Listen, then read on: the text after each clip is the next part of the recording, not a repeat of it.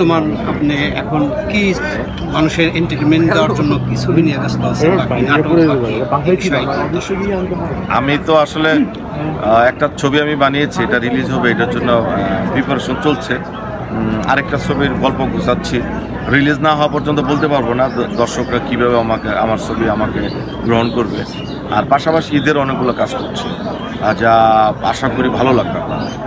দর্শক, উনি একজন গুণী অভিনয় শিল্পী।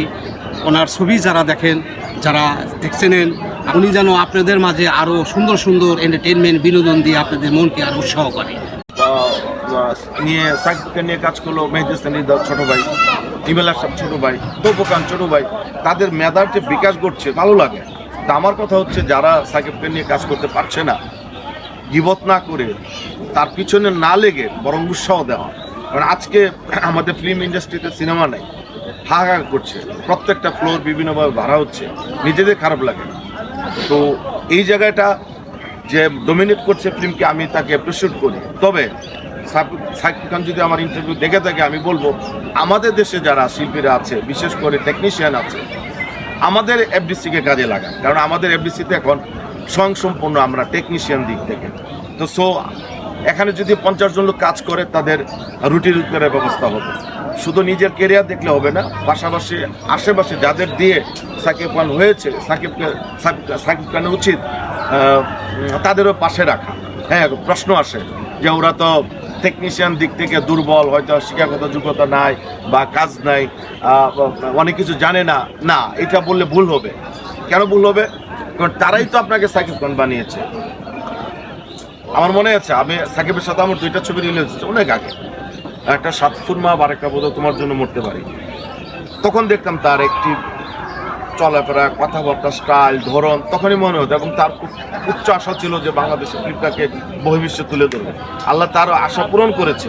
আমি তাকে মন থেকে দোয়া করি আরও এগিয়ে যাক। বাট তারও উচিত সিনিয়রদের প্রাধান্য দেওয়া। আমাদের দেশে যে সব ইয়ং জেনারেশন করবে সেটা না, সিনিয়রও তো আছে, ভালো নির্মাতা আছে না? তো তাদের করা, বছরে যদি তাদের একটা ছবি করুক, অন্তত 2টা ছবি করুক। আর ছবির সংখ্যা বাড়ানো উচিত। না বাড়ালে হতো শুধু 2টা ঈদে আসলে তো আর দর্শকরা হল ধরে রাখবে না। যারা হল মালিক তারা চাইবে যে 12 মাস ছবি আসুক। তাতে কি হবে? আরও অনেক ইনভেস্ট করতে আগ্রহ প্রকাশ করবে।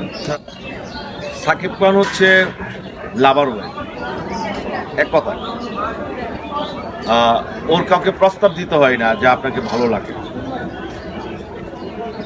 যারা প্রস্তাব দেওয়ার তারাই তাকে বলে লাভ ইউ সাকিব।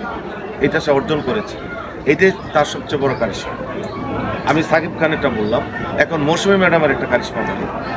মৌসুমী ম্যাডামের কারিশমা হচ্ছে তার ফেস। আমি আমেরিকাতে শুটিং করছিলাম একটা ইয়েতে, বড় শপিং মল, বিশাল বড়। তো ওখানে যখন শুটিং অবস্থায় কেনাকাটা, তো লাইন ধরে আমি পে করতে হচ্ছে, আমি আমার মাস্টার কার্ড দিয়ে পে করবো। মৌসুমী ম্যাডাম আমার সামনে, তার সামনে আরেকজন মহিলা, সে পে করে চলে যাচ্ছে, সে আমেরিকা। মেবি তার এজ হবে 65 অথবা 70।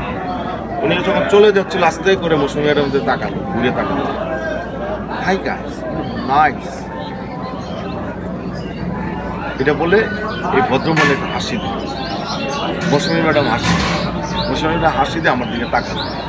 মানে এটা বোঝালো যে দেখ, আমি মৌসুমী, আমাকে চিনে না, মানে আমাকে কি পরিমাণ পছন্দ করে। তো আমি আবার ওনাকে ডাকলাম, দেখে আমি জিজ্ঞেস করলাম বলেছে আমি আমেরিকা। It's okay. তো আমি বললাম name is Mousumi, come from Bangladesh, very famous actress in my country. তো পরে শিওর হিরোইন, সে আরও তো সে বলে ইয়া, মানে তাকে আরও ইয়ে করে। তো আমার কাছে এত ভালো লাগলো যে অনেকে বলেন যে মৌসুমী ম্যাডামের বয়স হয়ে গেছে, গ্ল্যামার নাই, এই সে, এগুলো আসলে বলতে হয় না। কেন বলতে হয় না? যারা ইয়ং জেনারেশন নায়িকা হচ্ছেন, তারা মৌসুমীর কাছে এখনও কিছু না, শাবনূরের কাছে এখনও কিছু না।